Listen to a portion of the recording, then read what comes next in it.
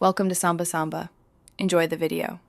You must start with your device fingerprint active, so check biometrics in Android or iPhone settings. Once done, open Telegram and go to Settings, then Privacy and Security. Tap Passcode Lock and create a numeric passcode. You need a passcode before enabling fingerprint unlock. After creating the passcode, toggle the biometric option that appears. Make sure you grant Telegram biometric permission when prompted, so the app can accept your fingerprint for unlocking without entering the passcode each time.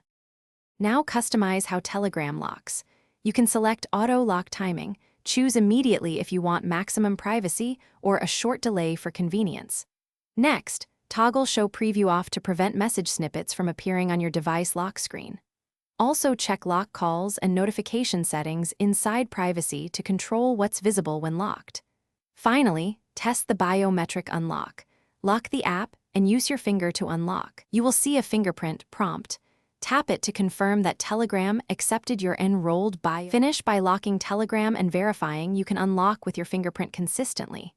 If you plan to share the device occasionally, make sure you remember the numeric passcode as backup.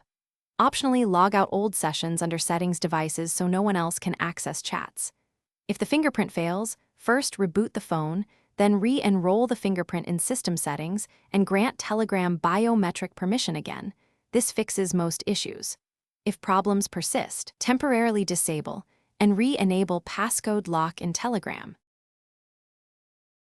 Thanks for watching. Consider subscribing if we helped you.